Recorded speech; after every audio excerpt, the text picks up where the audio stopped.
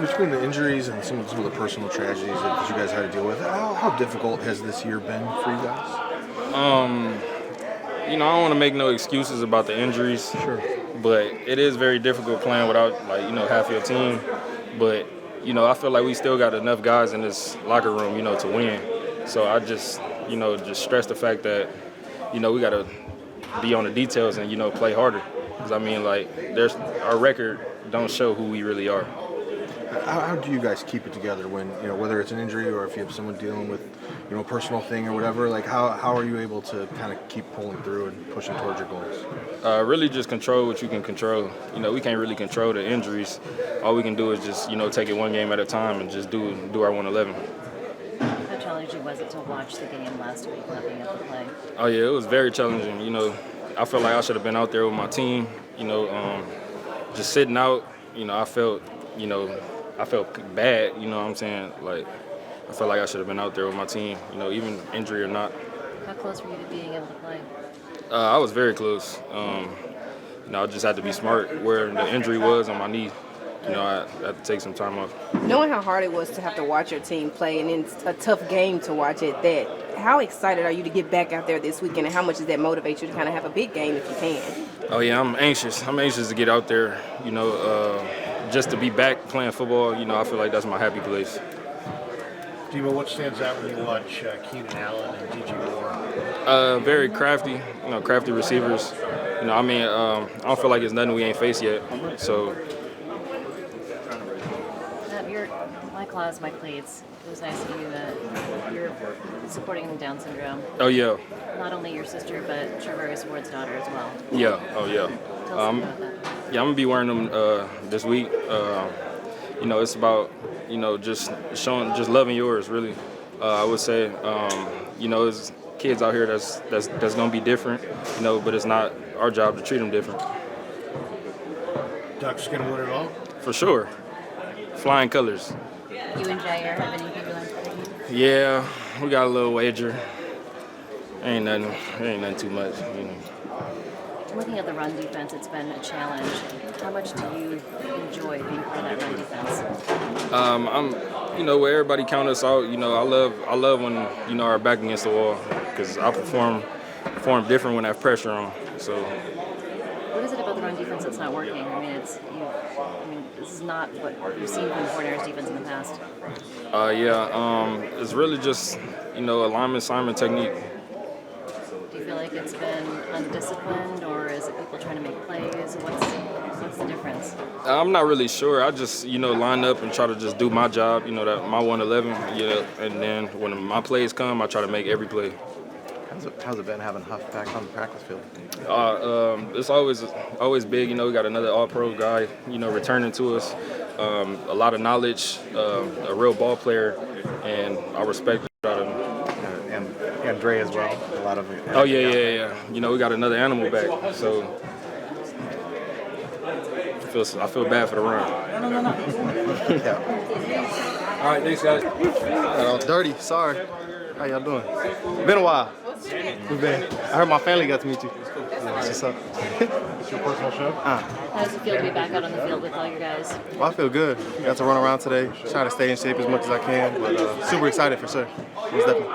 How frustrating has it been just watching this game, where it's been and how it's been going? It can be frustrating at times, but for me, I just had to stay positive through it. I knew I was gonna at some point make my return, and for me, just to stay positive through it, because if you kind of get away from the game, you can really get lost. And so when you get back on the field, you can be a step slower. And so for me, I had to stay in it, understand what our defense was doing and the adjustments we were trying to make. So very happy though, just excited just to be back on the field, just at least to practice. That's the most important thing. So, but super excited. And then back with Dre as well. Oh yeah, every time I'm out there, obviously I think everybody knows his nickname, Big Play Dre. So every time I get on the field, I just call him Big Play. And so he always looks back, and I see you 2-9, so super excited for sure. And I know what it's like to come back from a long process. And obviously I'm dealing with another process, but for him just to see the work that he's put in, super excited to see him on the field for sure. Let me ask you about the USC Trojan on the other side of the ball, Caleb. You put it in the tape. What jumps out? Well, he's the first pick for a reason. Yeah. Definitely watching him, just the way he maneuvers, the way he can sling it. it doesn't take a lot for him to get the ball down the field. It's kind of effortless for sure. To see him as a rookie, he's progressing. Obviously, the team is in a different position that they started off. I think they were 4-2 to begin with. Obviously, 0-6. I don't really think the record kind of shows how good a football team they are right now. So for us, we just got to bring our best game and our A+ effort for sure. Did you know he's been sacked 49 times? Sounds like a 49er right there. But yeah, no, I understand that. I think that's a task for our front and guys in the back end. If we get our number called to blitz, just make the plays that we can make. But I got a lot of respect for him because he did go to USC. If he went to Notre Dame, I thought that's what you were going to ask me, and I was like, I'm not a Notre Dame fan right now. So you might see me wearing some Notre Dame stuff next week. So we'll see. Yeah, I kind of lost something on that one. Yeah. Isn't going the way you guys had planned at this point in the season. What are you guys playing for right now, and what are you still hoping to accomplish at this point? Yeah, you're playing for a playoff spot. I mean, it's the NFC West. We still need a little help, but obviously we can control what we can control. And you know, I got asked if it's life or death, whatever. It's been that for a while. We just haven't done our part. Turn the ball over 3 times in the second half in 2 games doesn't give us a chance to win on offense or defense. So. It's the same calling card, but I think, guys, you have to dig deep and figure out who they are and what they want the season to look like. It can be pretty easy to, call it a wrap, but, at the end of the day, we still have a lot to play for, and now we're in last place, but there's, we weren't playing the playoffs, so we're going to have to show up. And I guess along those lines, you still have 2 divisional opponents. Yeah. So you in most ways still do control your own destiny if you guys could take care of business. Yeah, exactly. We've had a great run in the division the past couple of years, and obviously haven't played to that standard this year. Let a couple get away, but like you said, we do have 2 more coming up. I think this one's going to be, they're all must-wins from here on out for us. But those 2 divisional games are going to be huge, and this one especially. Chicago is a good team. I think they think they should have won the past 3 weeks, playing really good teams. So it's going to be a tough battle. Hopefully Levi's get some fans in there and give some support, but we got to do our part. And I guess it's the time where, as a professional, it's a little bit of a test right now, isn't it? Where you just have to say, okay, this is what I do for a living, and I got to go out and still give my best effort no matter what the standings say at this point. Yeah, I mean, the film doesn't lie whether you win or lose or what your record is. We all have something to play for, whether that's personal, team goals, whatever it is. We all have to go out there and perform. So then at the end of the day, they're going to look at after the season, we make the playoffs or don't. They're going to look at the film and try and replace guys or shake things up or however it is. So we all have pride. We're professionals, so we're going to go out there and do our job and play our best. Well, after watching the film, how did Jalen and Ben look out there? How did it feel? Yeah, really good. There's a lot of talk, shaky talk, whatever it was, but those guys, Jalen had an amazing camp. Trent being not here, and he was able to craft his skills and work on his stuff, and obviously it's showing now. And then Ben, I think he's just been waiting for a shot since coming over from Jacksonville and his knee and everything. And he's playing with his hair on fire too, so you can tell he's a ginger, but he's got it in him. But no, seeing those 2 play the way they have, Jalen the past 2 weeks and then Ben last week, it's been great to see and excited for those 2 guys. How much does Chris Verster really bond you guys together so it doesn't feel like it's a huge change when you've got different guys coming in? Yeah, I mean, that's how the room was made initially on the season. We felt like we've had 8 to 9 starters, in the room with John and Ben and Jalen. Spence, guys who played in Super Bowl.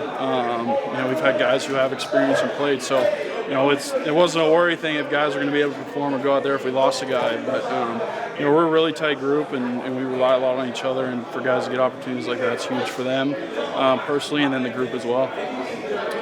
Isaac Rendo, from an offensive lineman's point of view, what is it going to be like blocking for him compared to others? Oh, a lot faster. I think, for some of the guys like, George and I don't know how many guys are still here from 19 and when Raheem was here. He kind of reminds me a lot of Raheem with how he runs, is upright a little bit, and then obviously the speed. He takes it and slides on the 1 in Seattle, but we give him some flack for that. But he's a lot of fun to block for. He runs hard, runs physical, and has his breakaway speed when you need it. So it's a lot of fun to block for him. All our backs are, but he's got that little extra juice on the end. Is it your first year working with him? Yeah, I try to do a different veteran charity foundation every single year. I've done USO, USAA, Operation Freedom Paws, Operation Surf. So just trying to do new things every single year because there's a lot of great foundations out there that take care of a lot of vets in different ways. So just any way I can help. You ever surfed?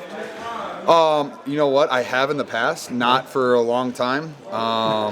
You know what? The ocean has a lot of scary things in it, and I'm good with the boogie board. I'm good with that. Any football questions? Yes, Eric? Yeah.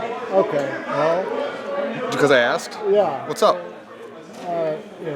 38-10, 35-10, you guys aren't used to this. Yeah. I mean, does this feel like, in some ways, like 2017 when you're, I know it's so much different because you've accomplished so much, but I mean, getting beat like this, does it bring back some of those type of memories? No, new memories. I think back then, we were building, trying to build up the organization. I think our expectations were significantly different back then. And so, when you lose by 20 plus points, especially when you have expectations of going to a Super Bowl and winning a Super Bowl, it's not very fun. And it's definitely hard, whether you're a coach, whether you're a player, whether you're a family member. It's hard on you. It's a grind. But how I look at it is, while those games were horrible, and you can take the things, we can get better from those games. Like watching, hey, why are we so bad? Hey, why are we -3 in the turnover column? You can take from that and get better. But I mean, all I think about, and what my message to guys is that, look, everything's still in front of us, and just flush the things that have happened. Don't worry about what has happened in the past. Flush it. Try to be your best self, and just move forward, because we still have a lot of great players on this team that can all make really special plays, and all it takes is a spark to get the boys going, and then after that, we'll see what can happen. How's Christian doing? I know you're close to him. He's all right. He's okay. Definitely disappointed, but he will be very good in the weeks to come. I know that. He was running over. Looked fantastic, people. didn't he? Yeah, right. Was that? I know. Just trucking. He really was. Goodness gracious. That was that's kind of who he is. But was there an element of pissed off Christian McCaffrey? This is who I am. For him, you know what? I think when you miss 12 weeks and everybody's 12 weeks into a season, and you miss all the training camp, you miss all those weeks, you're just a little bit behind, and it just takes you a while to get used to the speed again, because you see it a little bit different. Everybody's really fast, and it just takes you a while to get used to that again. And so it just took him a couple of weeks, and then I think he was just feeling that game, and just really, it sucks for him, for the team, but just sad for him. But like I said, he'll be back. Not worried about it. George, how have you seen Garendo grow in the last few months? My favorite thing about Ike that he's done in the last few months, he's learned how to run the ball in our offense. When I say that, it's it took Christian a while to learn how to do it when we first traded for him. Every running back that we get, hey, when you run outside zone, you got to really push it the width outside before you get downhill to set up all the blocks, make everybody run. And he missed all the training camp with a hammy, so he'd kind of miss all those practice reps. And so when he first was running, he would cut way too fast, and everybody would fall off, and he would get smoked, and he'd get smoked by the D line. I'm like, hey man, that's on you. You got to stretch it. And he's finally starting to do that, which has been really fun to see. And he's really starting to run and use his speed. And I think in the NFL too, some running backs, I think in college, he was fast enough to kind of read it and then hit the hole. In the NFL, everybody's really fast. So you have to run full speed and then also hit the hole full speed. And I think he's doing a significantly better job of doing that. You block for both Raheem and for Isaac now. Yes. What's the speed differential there with those guys? Without any disrespect to Isaac, Raheem is the fastest running back I've ever blocked for in my life. But it's one of those things that Isaac is just getting used to getting the ball full speed and running, which Raheem was already really good at. So, I've seen him do it before, so he just has to get consistent at doing it. Was that the key to his success here, is that he got guys running laterally so hard that he was able to exploit that? Yeah, you could go back and watch Raheem's tape, and he would get lateral so fast that linebackers would just turn and run. They wouldn't even look for him. They would just try to beat him to the sideline, and then he would put his foot in the ground and cut up field at 4.2 speed, which is crazy. And then he would just be gone, and that's why he was so successful for us. George, this is a game that tests you from week to week mentally. Damn right it is. Yeah, when you're in the latter part of a season like this and the team hasn't achieved what you expected early in the season, how does it kind of test everybody as a professional moving forward at this point? When you're sitting at 5-7, right? 5-7, your record's not what you want it to be, and get blown out in 2 games. I've lost some games at home against some division rivals you've lost. It can wear on you, but what I just try to remind guys is that, hey, one, appreciate every single moment you get to be in this building. Appreciate every single moment you get to lace up your cleats, because we have however many guys on IR that would be dying to be out there on the field with us to lace up those cleats, and they can't because of something that they're dealing with. So go out there and be your best self. And the other thing is, like, you're fighting for an opportunity. Like, hey, here's your opportunity. The NFL is a land of opportunity. We have a lot of guys down, and there's a lot of spots that are open up for guys to take advantage of. And so, hey, take advantage of these practice reps. Take advantage of the game reps. Get better, and show to John, Kyle, the organization why you belong, like why you deserve to be here. And I think that's good enough motivation that if you can lace them up, go out there and kick ass. And that's all I can ask of you. It's pretty obvious that guys watch you, teammates watch you. You always have this positive influence out there. Do you ever have to fake it? No. Never? No. I wait. I get here every day, and I park my car, and I walk into Levi Stadium as my office building. Like, I got nothing to complain about. I'm healthy. My family's healthy. Sun's shining. I get to play football for best organization in sports. I'm really excited to be here, and if I can just pull guys and influence guys in a positive way, then I'm doing my job and winning football games, which we'll do. Thanks, guys. Thank you. Thanks, George.